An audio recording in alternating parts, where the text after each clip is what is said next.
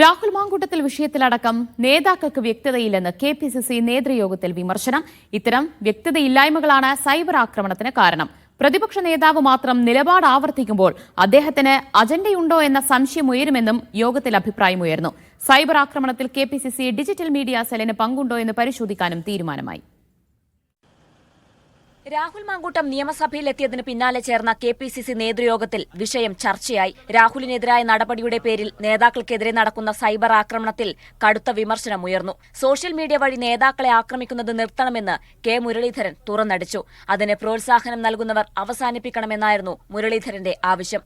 രാഹുൽ വിഷയത്തിലടക്കം വ്യക്തതയുള്ള നിലപാട് നേതാക്കൾ പറയാത്തതും ആക്രമണത്തിന് കാരണമാണെന്ന് വി.ടി. ബൽറാം അടക്കമുള്ളവർ ചൂണ്ടിക്കാട്ടി. വർക്കിംഗ് പ്രസിഡന്റുമാർ അടക്കം രാഹുലിനെതിരെ പറയാതിരിക്കുകയും പ്രതിപക്ഷ നേതാവ് മാത്രം പറയുകയും ചെയ്യുമ്പോൾ അജണ്ടയുണ്ടെന്ന സംശയമുണ്ടാവാം. ഇതും സൈബർ ആക്രമണത്തിന് വഴിവെക്കുന്നതായി നേതാക്കൾ ചൂണ്ടിക്കാട്ടി. യൂത്ത് കോൺഗ്രസ് ജില്ലാ അധ്യക്ഷൻ നേമം ഷജീർ രാഹുൽ മാങ്കൂട്ടത്തിനൊപ്പം സഭയിലെത്തിയത് നേതാക്കളുടെ പിന്തുണയോടെയാണെന്ന് ആരെങ്കിലും പറഞ്ഞാൽ തെറ്റു പറയാനാവില്ല എന്നും യോഗത്തിൽ അഭിപ്രായമുയർന്നു. കെപിസിസി ഡിജിറ്റൽ മീഡിയ സെല്ലിനെതിരെയും സൈബർ ആക്രമണങ്ങളുമായി ബന്ധപ്പെട്ട് വിമർശനമുയർന്നു.